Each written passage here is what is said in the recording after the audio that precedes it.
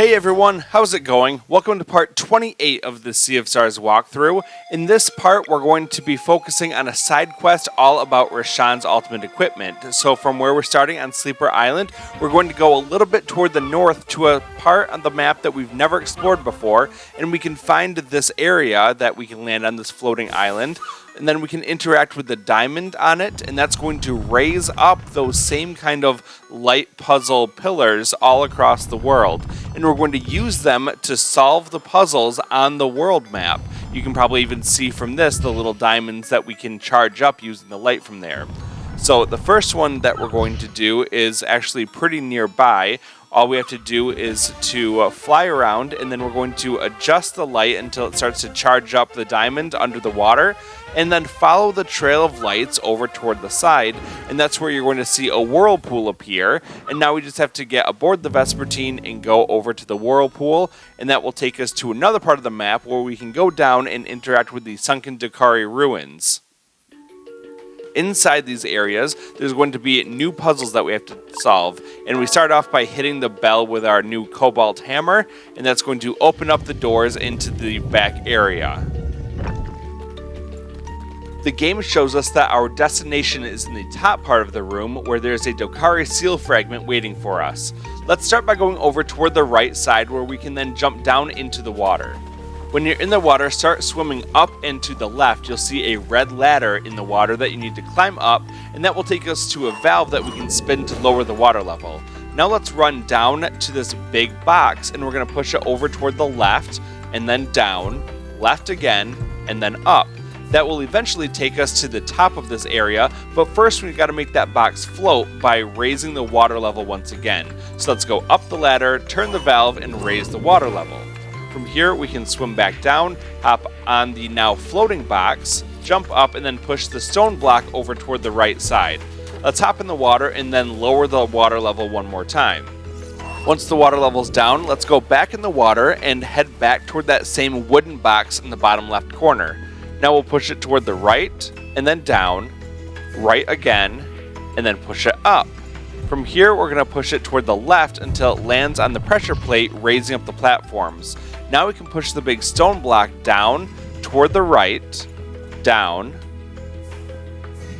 toward the left, down, right, down, left. Now let's push the wooden box at the top over toward the right side, and then we can push the stone block up onto the pressure plate. Now we can push that wooden box right, down, and right, and then up. Now what we want to do is get up to that treasure chest up there, so let's raise the water level again to make that box float, and then we can hop onto that box and then get up to where that treasure chest is. Once we get up and open the treasure chest, we see that it contains a sapphire ingot, and then we can hop down into the water again, and once again we're going to lower that water level so that we can push the wooden box around. And all we have to do is push that wooden box over toward the left. Now let's push it up, and then over toward the right. One more time, we're going to make the water level rise using the valve, and then we're going to hop onto that wooden box, climbing up top, and then grabbing the Dokari seal fragment A. So now that we have that, let's go back into the water, swim down to the bottom right corner to climb up another red ladder, and we're done with this area. So let's run out of this area back toward where the Vespertine is. That is the first of 3 of these puzzle rooms that we have to beat. So once we've gotten out of here, let's get aboard the Vespertine, and we're going to go just a little bit toward the south.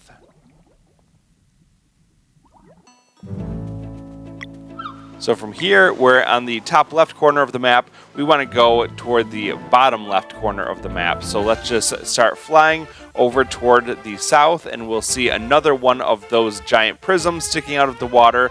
Now let's use the R2 button to turn where the light's going, following the path of light under the water, and that will take us to another whirlpool that we can land next to and then go inside. Okay, now let's follow the path all the way up into another one of the Sunken ruins. Now let's run up, and there's going to be another one of those bells up here. Let's hit it with our cobalt hammer, and that opens the path to, far and wide, the worst puzzle in the game. But luckily you've got me to walk you through it. So let's go into the room here, and what you'll see is another big puzzle room, and there's some weird drawings on the wall. Let's go look at those things first. These drawings on the top, there's one on the left, there's one on the right side, and there's one up at the top. Those are 3 different configurations that we need to make for these lasers, and there are different mirrors that you can see. There's lasers, this one shoots up and to the right, this one shoots down and to the left, and there's a receiver on this side. So what we need to do is start by moving these things around to make the different shapes. So we'll move the left middle block up, then the right middle block over toward the left. Now let's move that receiver block up and toward the right. Up one more time, and then over toward the right so it lands on the blue diamond square. Now let's move the mirror in the bottom right left, and then push it up. Let's move that receiver down, just so that we can push that mirror toward the left. Now what we can do is put that receiver back where it was by pushing it up. Now let's move this mirror down, and then we're going to move the laser over toward the right, and then push it down. Now we can move that same mirror that we moved before in the bottom left over toward the right side, and then we're going to push it up. Finally, step on the glowing pedestal or the glyph below you. That will turn on the laser, and there you can see we've made the bottom left glyph all glow. So that's all good. Now what we want to do is start to make the next configuration. Let's move the receiver over toward the left. Now we'll push it down, then over toward the right, and then down. Now let's go to the top left corner and push that mirror toward the right and down. Now let's go push the laser in the bottom right corner further toward the right, and then down, and then right, just to get it out of the way for right now. Now we're going to move the mirror in the bottom left corner over toward the right, and then up, and then right onto the blue pad. From here, we'll step on the power-up platform, and that will activate the laser and show that we have the correct configuration for the top glyph. We still need to make one more configuration, so push the receiver over toward the left, and then go up, and we're going to move this top mirror over toward the right. Then we'll move it down. And now let's move the top right mirror down, left. Push it down again, and then over toward the right, and finally down onto the blue pad. Okay, from here, let's move that receiver up, and now move the mirror on the right side over toward the left. And now we'll push it down and toward the right. Now let's head over toward the laser in the bottom right corner, and we're going to push it over toward the left, and then push it up. And then finally we'll push it over toward the right onto the pad. So now we'll move that receiver over toward the left, and then push it down. And then we'll move the mirror on the bottom right up, and the mirror just to the left of it has to go right, down, and then right into the bottom right corner. So now from here, let's go up, and we'll push the laser on the right side down. Now let's go to the other side, pushing that laser up. Now move the receiver part over toward the right, and then push it up, and then push it toward the left.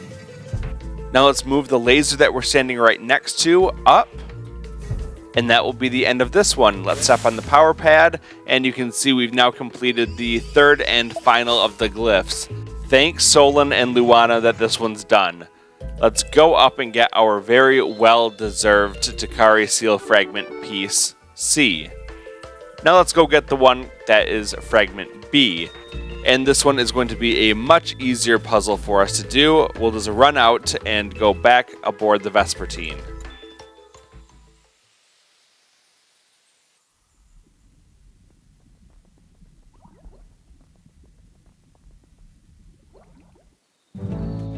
Okay, from here we just want to start by flying, and we're going to go over toward the east. So go right until you see the Tower of Aunt Sudlow right at Watcher Island. And then we need to go just a little bit toward the north of this area. So fly up, and then you can see the new prism sitting out of the water. Let's adjust it so that it will shine its light up and toward the right of where it is. And then you will hit the diamond here, and that will start to charge it up. Follow the line around, and you'll see where it ends, and we'll get a new whirlpool nearby. Let's land and go into it for a significantly easier puzzle. Once again, follow the path around until you can get down to the sealed Dokari ruins. From here, run down and then go up a little bit until you can ring the bell with that cobalt hammer. That's going to open the door a little bit below where we are, and we can then go and access that whirlpool waiting for us.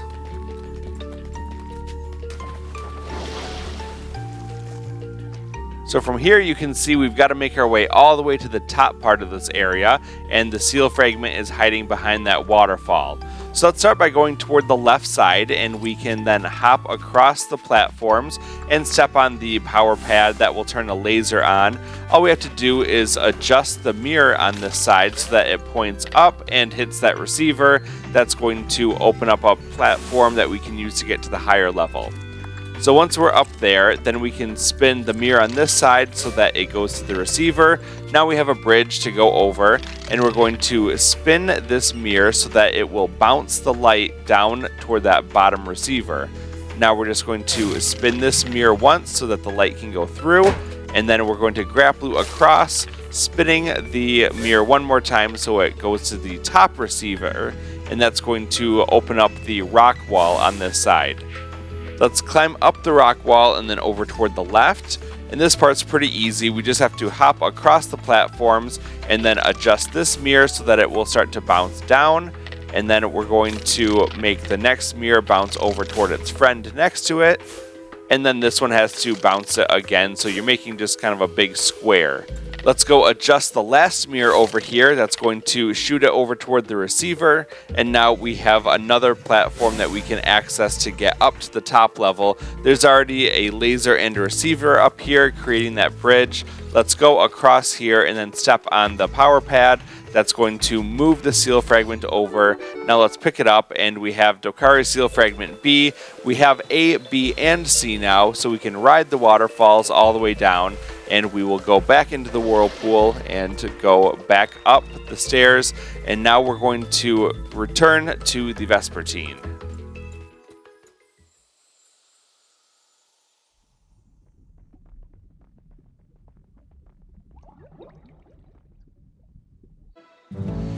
Once you're back outside, let's fly north until we can get to Mesa Island where we see Kukar, and then we're going to keep flying north until we get toward where Mirth is, and then straight toward the left where we can find the last prism sticking out of the water.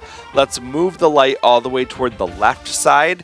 Once it starts to charge up the path, just follow the lights in the water all the way around, and eventually you will wind up at one more whirlpool where you can land next to and go into it. Now there's no more puzzles, but this one does have a boss fight, so make sure that you're ready and then head up and into the Sunken Dokari ruins for the last time. Now we're going to run ahead and we're going to place all three of the Dokari seal fragments in place, and that's going to open up this big door.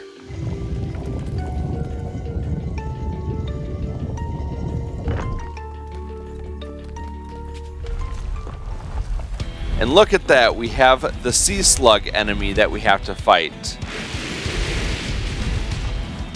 If this guy looks familiar to you, it's probably because he's just a reskin of the very first boss that we fought, named Boss Slug, way back in the Forbidden Cavern. This guy operates kind of the same way too. He'll attack one of your party members by shooting some goo at them, but this one can also summon little friends called boss bugs to help him out. They're not a big deal though. They don't have much HP, but they also don't take a lot of damage. You can breeze through this fight pretty easily without a lot of strategy. I would just keep up Lunar Shield just to prevent those attacks from coming in your way, and then just use powerful boosted attacks, use your combos, You'll probably get a couple opportunities to use your ultimate here as well, so have fun with this fight. So that being said, I'm just going to let this fight play out, and I'll see you at the end of it.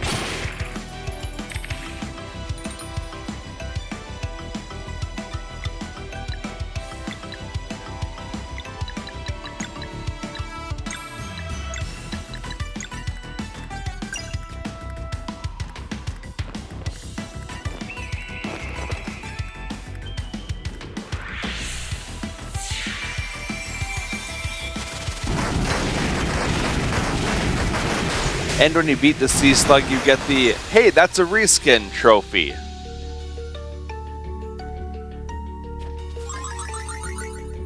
Before you leave, make sure you go up and into the hole that the Sea Slug was guarding, and then go all the way to the end where there's a rainbow conch on your left, and a large treasure chest in the middle that contains nothing because it's empty.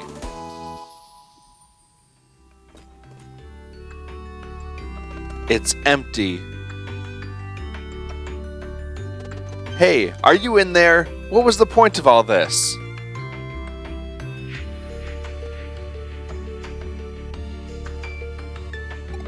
What a waste of time. Surely the great alchemist had good reasons to lead us here. Getting rid of this threat, perhaps? Got etherwood cork. Really? He just had it on him this whole time? Ha ha ha! Always so full of surprises. Let's just go. Good idea, Valere. Let's start heading out, and on the way, make sure that you equip Rashan with that new Etherwood Cork. It is his ultimate weapon, and it's pretty powerful. So then we just have to run out, just keep going south until you get out by where the Vespertine is. And that's going to wrap it up for part 28. So thank you so much for watching. I really appreciate it. If you liked this video and found it helpful, make sure you hit that like button and also subscribe so that you never miss another video. In part 29, we're going to be doing a lengthy side quest where we free Duke Adventry from the clutches and the control of the Necromancer Ramaya. So you're not going to want to miss that. I'll see you soon for part 29. Until then, have a good day.